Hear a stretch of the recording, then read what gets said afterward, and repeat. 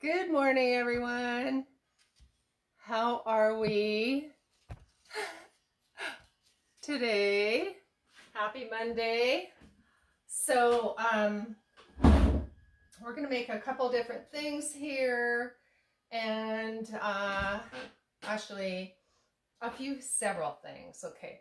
So I am going to start this with a little bit of avocado oil, which if you have been watching my cooking over the last few years, then you know I don't use a lot of oil. But in this particular recipe, it is going to be really beneficial to use the oil, and then you're gonna see why. So I'm just gonna get this heating a bit.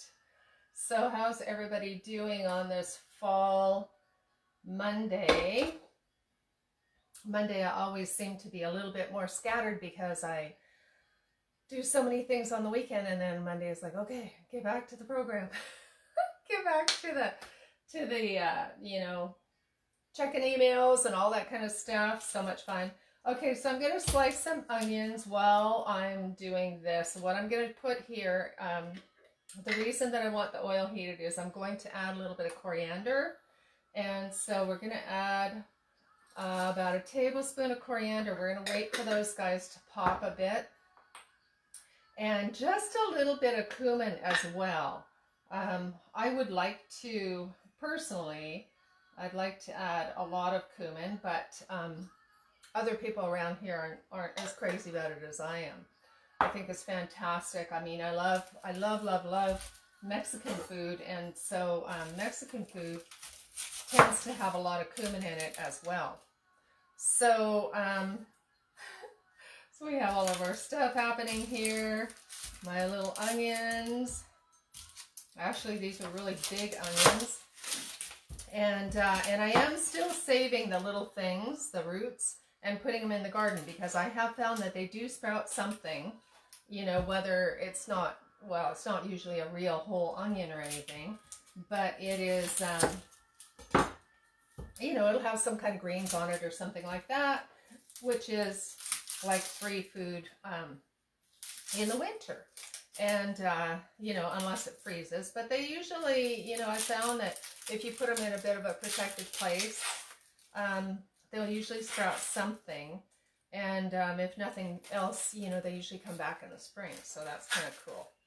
So, yeah, so the onions. And so I did manage to, I'm very behind because I have so many projects. I'm making so many herbal remedies and tinctures and salves and essences and things. I was a little far behind in putting my garden away. I mean, I don't really put it away because I find that it produces a lot of food in the winter anyways. Like your, I'm just going to turn the heat up on this. Your kale will stay all winter. The collards will stay most of the winter. The Brussels sprouts. And so, and if you really protect the chard, I find the chard stays pretty good too until there's a deep freezing, because we just had a couple of, you know, frosty nights, you know, not, well, I guess it was kind of freezing, you know. I think it went to 0. I'm not really sure. You guys would probably know more. So it's pretty cold, but my chard is fine. And actually, I had some heads of lettuce, and they were still, you know, they weren't happy, but they were still pretty good. And so, so I brought the lettuce in because I'm going to, oh, that's so funny. It just showed that I was live now, and I've been live for a few minutes now. But anyways, okay, all the little Facebook things do their own things. Anyway, yeah, so I brought the lettuce in. I have a little, you know, a little place where it's nice and sunny and warm, and so I'll hope to keep the lettuce going for a while. And I'm also overwintering the peppers. So you bring the peppers in, and the same thing, you put them in a super bright place where, you know, it's not too cold. And the peppers apparently will stay all winter, and then when next spring when you put them in, they'll already be like a couple feet high. Whereas last year, you're supposed to just get this going until they start to pop, apparently. And so last spring I started my peppers and my tomatoes from seed. So all these peppers were started this year from seed, and so if they survive in the house over the winter, then they'll already be a couple feet high, and so I'll have a jump on it. You're supposed to get more peppers faster. Whoops, did I just screech that? Okay, so these guys, and the idea with a lot of the Indian foods is, and this isn't necessarily Indian, but anyway, in the, I took a teensy little one-day course. I'm not very good at it, but apparently what you do is you put, if you're using whole seeds, you get the aroma out in oil. And if you're using powder, the powder should not go into an oil. The powder should always go into the liquid of whatever it is that you're making, like a water or broth or whatever. But if you're working with whole spices like the coriander or the cumin, then it's a really, it adds so much more flavor if you kind of get them in a little bit of oil to where they break open. So I'm just going to give that one more minute here. Yeah, so anyway, benefits of coriander. The coriander in a, I have young skin on my hands. Hey, darling, good morning. I have onion skin. Anyway, the coriander is really, really good for detoxing the body, and especially if you have it in its green form, which is the cilantro. Cilantro will actually detoxify heavy metals from the body and those types of chemicals, because so if you are in an environment where you're working with things, you know, say you're a hairstylist or whatever. In our case, my husband works in the shop with a lot of car smells and chemicals and things like that. And so I always give him cilantro tea. And I'm telling you, a lot of people think that they hate cilantro, like they do hate cilantro. But once you put the cilantro dried, right? You're not taking the fresh herb, although you could, but it might have a little bit of taste. Once the cilantro has dried, the leaves have dried, there's absolutely no taste at all. You would never know there's cilantro in the hot water, you know, like in the tea. You would never know that because it completely loses its cilantro flavor when it's dried. Okay, try to do two things at once here. I am going to add just a teensy bit more cumin to this. I do love cumin. And so you just wait. And so when they pop like that, they just kind of explode. That's awesome. So it's perfect. So what we're going to do now, we are going to add these onions to it. And I did turn off the heat, but I see that we are smoking just a bit. Sometimes it's really hard to talk and work at the same time. I'm just going to take that off the heat. Oh my God, the smell is amazing, but I don't want to start crying in front of you guys because it is letting off some of the onion stuff. So, okay, there we go. So just browning this a little bit, and I have turned the heat completely off. So, well, actually, I should leave it off. I'm going to leave it on very low. Okay, so what we're doing today, as you can see, I just want to make sure this doesn't burn. I might take it off for a minute while I talk, because sometimes I have a hard time talking and working at the same time. So, I'll try and keep it away from me so I don't start coughing. Okay, so we're working today, I forgot to tell you, with okra. And last week was crazy. It's kind of different, the energy lately. And I don't know, it's probably going to get more intense. Anyways, so you can see this is calming down nicely. Back to the okra. These are okra, and they are very mucilaginous. They're really, really good for you. They're good for the digestive system. They have a, when you cook them, typically they will be almost a little bit slimy, and so it's that sliminess, mucilage, that that really helps and assists the whole digestive system. So they're really, really good for digestion. They really they have been used like a lot if you've got a lot of colon issues, that kind of thing, because they're very soothing. They really help with your eyes. They're really good for your eyes. They are, just gonna see what this does here. I'm gonna let it cool down a little bit more. Yeah, so they're really good for your eyes. They've got vitamin C. They help to promote the probiotic bacteria in your intestine, so they're really good for your intestine. And okay, I'm gonna put this, start cutting it. Need to start slicing the okra. I'm talking. So everything's clean and washed. You know, if you watch my videos before, everything's clean before is really important. And I do always put my vegetables in the fridge. You know, I don't allow them in the fridge until after they're washed. So as soon as I get home from the store, I wash everything, and I had a couple questions on that last week.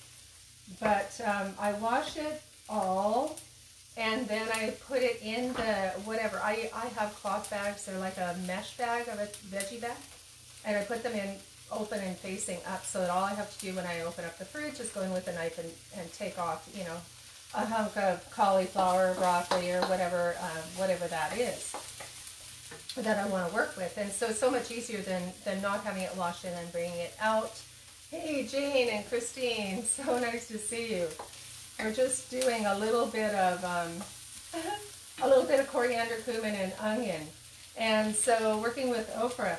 But yeah, if you wash your vegetables before you put them in the fridge, and then if you put them in the crisper with the bags, whether if you're using a veggie bag, that's fine. I'm using the cloth veggie bags, and just leave it open at the top. So much easier to grab a handful of vegetables and just throw it into whatever you're making, rather than thinking about washing each individual thing right before a meal.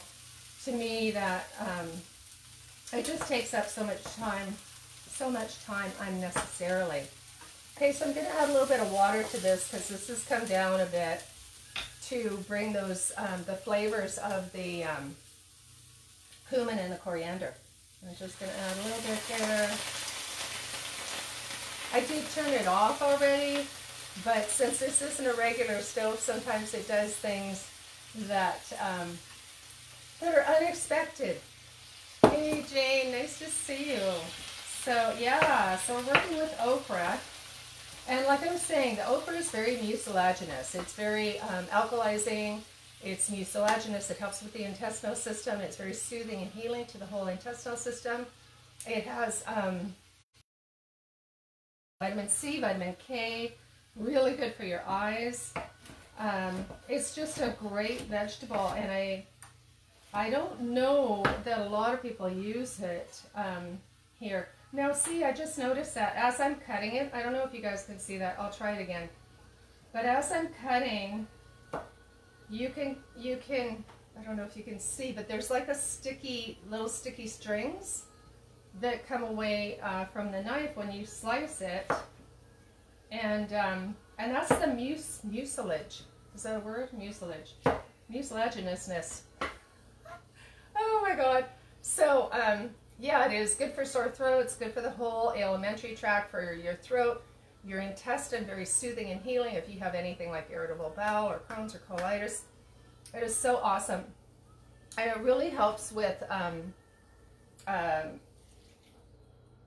my gosh, promoting your intestinal bacteria. Yes, I said that already. So it's a super great, healthy food.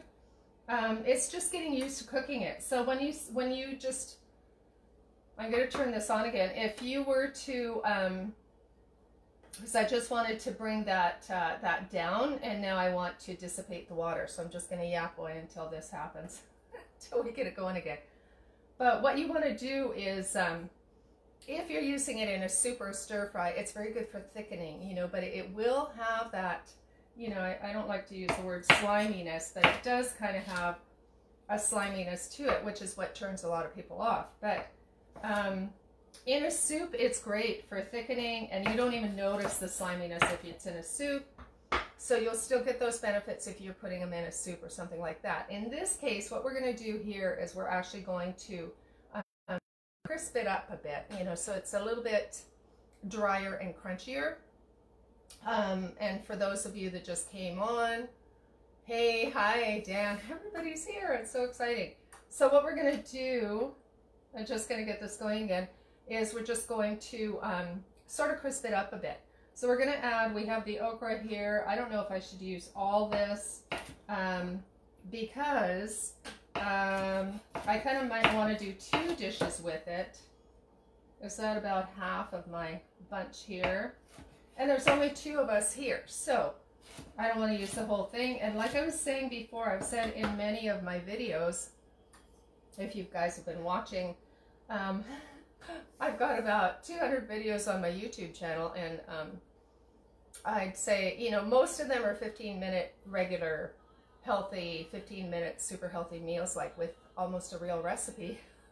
And the Facebook Live is kind of like experimenting and hanging out in the morning with everybody and just doing different things and learning about different foods. So, yeah, so like I was saying with the coriander and the cilantro, it really pulls heavy metals out of the body, especially cilantro tea in the actual plant. Like if you use the dried cilantro leaves in a tea, it pulls heavy metals out of the body. So it's really good for a detox and a cleanse. The cilantro, these are the cilantro, the little whole seeds. Yeah, that's what they're called. Anyway, that's what we have in here along with the cumin. So I'm just going to have a little sip of my tea while we let this come down a bit. This is my Vitality tea, which is also very good for the immune system. And last week we did a couple recipes where we actually added my Vitality tea to the soup and the meals. Because if you have a tea that's super healthy for you and that is has all kinds of health benefits, why not add it to something that you're cooking and then instead of water, and then you're getting that benefit. In this case, this particular tea, my Vitality tea, is very mild tasting, so there's no particular flavor. You know, I mean, you wouldn't want to be using a licorice tea or a, you know, a chai or whatever, because it would obviously lend those flavors to the meal. But in this case, if you have something like even putting astragalus in your tea, and using the astragalus in the recipe would give you those immune assisting benefits as well. Okay, so this is starting to get to where I almost want to add my okra into it. And I'm going to, actually I have a few garlic here that I did. I'm starting to learn to try and pre-peel my garlic, because I know it's been very hard for you guys to watch me attempt to peel my fresh garlic. Because it's new, you know, like, you know, out of the garden, kind of fresh, and it's really hard to peel and sticky. Okay, I have a pepper here, which I'm going to be incredibly careful with, because I tried it and it's crazy hot. So I'm going to attempt, it's starting to dry up too. I'm going to attempt to not touch it, because I don't want to take the chance of touching this pepper and then touching my eyes, and especially in front of you guys. That would just so not be cool. So I'm just going to try and hope that just touching this stem, I don't touch my face. And we should all know these days, don't touch your face. Never allowed to touch your face anymore. Have to be very, very careful. No touching the face. Especially if you're out in public. Oh my God, things are so crazy. Okay, so I'm going to put that in without touching it. I can almost inhale it already. Okay, more tea. No pepper. No pepper in the aroma. Sometimes it's hard to cook these things when there's a lot of beautiful aromas coming out that are pretty strong. And of course, you're going to do this to taste.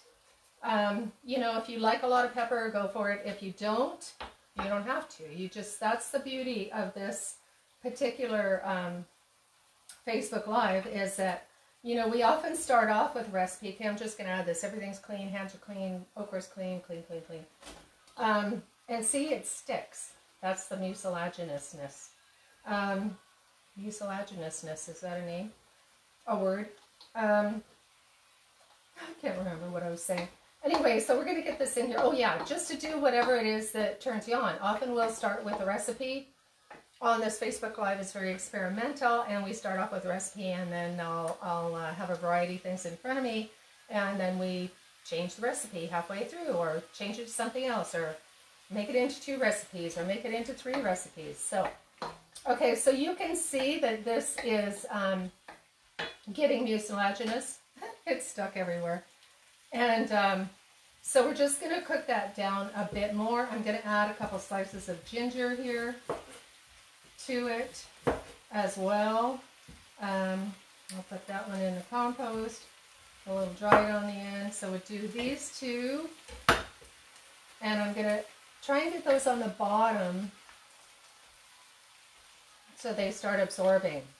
Okay, so the other thing we're going to add is a little bit of turmeric to it as well, because the turmeric has all the anti-inflammatory properties. Hey, Shirley and Amanda, oh my gosh, everybody's here. Happy Monday, everyone. We're going to add some turmeric to this, because turmeric has the curcumin and the anti-inflammatory properties. Everybody knows that. They know about turmeric and golden milk and yeah, curcumin capsules and all that. You can buy that, or you can just use turmeric and add it to your meals. Now, the thing to remember with the turmeric, though, is it does have a, has 2 things. It'll turn everything orange. That's one thing to know. And the other thing is it's a little bit bitter in the way it works, and the way it tastes is bitter. So if, depending on the recipe, you may or may not want to add too much of it. Because you'll, depending on what you're making, you may have to compensate for the bitterness, is what I'm saying. So often when they make the golden milk with the turmeric, like that's the drink, the golden milk drink, then they always add some kind of sweetener or something to, you know, to compensate for the bitterness. And hey, Nick and Kathy are here, yay! Okay, so I am going to add, oh, that's a little slippery. I am going to add just a little more of the avocado oil because we kind of want to, not add too much liquid like water or whatever because that's just going to make it slime more. That sounds terrible, but it does. It's a fantastic food. You just have to work with it. And so we're just going to do this. I am going to, at this point, turn it off and just let it kind of crisp up a tiny bit. And my sense is that we need just a little chilies. I don't know. I just added a tiny bit of that stuff. I know in my tongue, this little chili here was like super crazy hot. But sometimes when you add it into a meal, you shouldn't put your spices over your steam or you'll get steam into your spices. Sometimes when you add it to a meal, those super hot peppers, you know, aren't as hot as what you would think once they're in there. Okay, I've turned this off, but it's off and it's just going to dry up a little bit in the pan, which is what we want to try and get it. There's a hunk of turmeric on that piece of okra. That's okay. Okay, what else are we doing? Okay, we added the chili, the coriander, cumin. I'm missing something. I guess salt and pepper with, oh yeah. That's what I forgot. When you're using turmeric, you always want to add black pepper because the black pepper helps to activate the curcumin in the turmeric. So we've got the black pepper there, and we'll add a little bit of Celtic sea salt. The Celtic sea salt has the, it's very mineral. It's a very mineral salt. It's kind of like a gray, it looks like gray sand. And it is It's not as salty as, say, your Himalayan salt or your other sea salts. Okay, so just want to get this where I can see it. Sometimes it's hard to look at the camera, be in the camera, and cook at the same time. Okay, so there we go. So they're pretty hard still. You know, they're, what the idea is to just let it sit and let that, you know, sort of gelatinous mucilage, we'll let that kind of condense down and dry out a bit. Okay, so that's why it's a good idea to make this a little bit early, and I'm just going to let it kind of sit here until it dries, and then later on tonight I will rewarm it up. And if you want, you can do that in a couple different ways. If you want it to kind of crisp it, you can put it in the oven and keep an eye on it, you know, and just kind of let it brown a bit and let the mucilage crisp, you know, so it'll be almost a little bit crispy. And so that's kind of the plan. If you wanted to and you don't care about the crispiness, you could just do it on the stove. So whatever it is that you want to do is what you can do with this. So I'm just going to move that little piece of ginger down to the bottom while this is still warm to gather the ginger. So we're going to do something else super fun. Can you guys see that okay? I'm always worried about what you can see. I think you can see that. See? Okay, we're going to do something else really fun and really quick here. And I had a couple different ideas. So you can see my wall lettuce. This is my wall lettuce, which is a, oh my gosh, it's fallen out of my head. I believe the Latin name's Lactica muralis. And anyway, it's wall lettuce. And so that has pain-relieving opioid properties. And so what I'm doing with that is I'm turning it into salves. So I'll be having some nice, you know, anti-inflammatory style salve for pain that will be ready probably within the next month. Okay, the other thing I wanted to show you guys, we're going to do a couple different things here, but I don't know if we have time for all of them. So I'm actually going to move this because I mean, I don't care if it has a little bit of okra seed on it, but just for you guys to be able to see a little bit better. Clean jar. We're going to make a vanilla sugar, vanilla flavored sugar. And I don't know if I have time to show you everything and why we're doing that, but it will come in another recipe. So you can use whatever kind of sugar you want. I have here coconut sugar, and the coconut sugar is a lower glycemic index than other sugars. And I actually forgot to open this. It's sealed, so I'm just going to grab a pair of scissors real quick here and open that up. And so the coconut sugar has a lower glycemic index, so it's really good for that. If you have blood sugar issues or, you know, worried about diabetes type things, you can use this.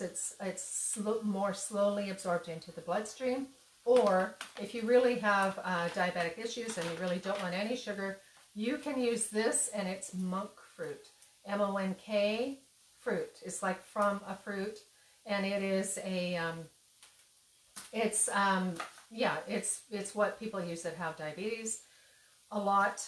It's what a lot of people use that have diabetes. I said that backwards. Anyways, it's very fine. Like it has granules, but it's very, very fine granules. It's almost like has the consistency of an icing sugar, but not quite. It's still granulated, but it's really neat stuff too. So you can use this, but it was fairly expensive actually. So I'm not going to use a particular recipe. Or you can use like a organic sugar, just an organic cane sugar. This one's like, you can't see it, but it's the white one, whitish, beige. Or you can use this 100% natural, or whatever you want. I'm not exactly sure how 100% natural that is, but anyway, whatever you want. If you feel the need to use regular sugar, please don't. But if that's all you have and if that's all you can afford, then it is an option. So the thing I was going to say, I'm losing my voice now. Okay, so the thing I was going to say is with the coconut sugar, it has a caramely, earthier sugar, like earthier sweetness. And so it depends on what you want. If you want, actually maybe I won't use that. You can use it. It's up to you. I'm going to use this one because it's probably going to go better with the recipe that we're going to use this vanilla sugar for. And I don't want to tell you what that is yet because this is quite heavy. I better not set it on my little table and have it fall down. Okay, we're going to use this one. Back to the program. Okay. Oh yeah, scissors. Oh my god. It has a little pull tab, but it's obviously not working. Okay. There we go. So we're going to just simply, this is super easy, you guys. And actually I probably do need my cutting board now. I don't want okra on my vanilla bean. So what you're going to do, I have another cutting board here. It's clean. You're going to cut your vanilla bean in half and simply put it into the whatever your jar is. Cut this vanilla bean in half, and you don't need much. You can actually you can use half of a vanilla bean if you want, but I am going to use a fairly big jar. It's to make enough of this vanilla sugar. So just put your vanilla bean in there, super easy, and cover it with sugar. So you're going to leave this for about probably 2 weeks, and it will start to absorb the flavor of the vanilla bean. The sugar will start to absorb the flavor of the vanilla bean. And what you can do, what's really cool about this, this is if you were adding this to coffee creamers, which is what we're going to be doing, and but not today. We don't have enough time today, but we'll be doing coffee that you could add this to your tea if you wanted to, say, have an Earl Grey and add a bit of vanilla sugar to it and have that hint of vanilla. Super awesome. And I'm just looking for a lid, but I'll set this aside. So your vanilla beans there, and you know what's really cool is that as you use it and it goes down, you can add more sugar. And you don't need to add another vanilla bean. You can just keep adding sugar and it will just keep absorbing and absorbing because the vanilla beans are very strong for a really long time. Okay, so the next thing we're going to do here is we're going to do basically the same thing. This is like way too easy. We're going to take these cinnamon sticks, and they're not as strong as the vanilla beans, so I'm going to put 6 in the jar. 4, 5, 6. Okay, so same thing. You have your cinnamon sticks. Is that what I said? Oh my gosh, I think I said that wrong. Anyway, 6 cinnamon sticks. And we're going to do the same thing. I think in this particular issue, for this flavor, I am going to use the coconut sugar because I want it to have that earthy, cinnamon, earthy flavor. So so using the normal cane sugar for the vanilla bean because I want the pure taste of the vanilla. In this case, I want it to be more of a cinnamony, earthy flavor. So I'm just going to add the coconut sugar to it like that. And again, just leave that for 2 weeks, and it will start to absorb those flavors. So the next one we're going to make real quick here, and then we'll play with these later. But the next one we're going to make, and I have never done this before. I don't know if this is going to work. I'm hoping it will work, but I couldn't think of any other way of doing it naturally, in a natural way. These are hazelnuts, and I'm going to attempt to, I wonder if I should chop them up. I didn't really want to chop them up because I didn't want hazelnut bits in the sugar. So let's just try it. We're just going to try it the way it is. So we're going to do my attempt to make hazelnut sugar. I don't know if this is going to work. Probably you should chop them up, but then you know, I may not want chunks of hazelnuts in my, you know, as I'm using my sugar, depending on the recipe that you're using it for. I'm just going through the recipes that we'll be using these for in my mind, and so I'm going to say no to this, and maybe I'll do it twice. Maybe I'll do one with chopped hazelnuts and one without. One with whole. Okay, and I am going to use this sugar. I don't know much about this sugar other than it says raw natural, and so we're going to use 3 different sugars with 3 different flavorers, which are the hazelnuts, vanilla, and cinnamon. Okay, I'm only going to fill this halfway because I'm not sure what those hazelnuts are going to do, and then I'm going to chop some up and make another one, and we'll see who wins for the flavoring. So, yeah, so since my hazelnuts are in the freezer, excuse me, I'm not going to go do that right now. Between the onions and the cumin and the peppers, holy moly, yummy. Anyway, okay, so here we go. There is your okra recipe and your flavored sugars. So we will continue with this and do things with these sugars that'll be very, very special. And I look forward to your comments and questions and whatever it is that you think you want to see me try, and we can have fun making healthy foods and learning about healthy spices and herbs from the kitchen. Check out my Instagram, my YouTube channel, and we'll see you guys tomorrow at 11.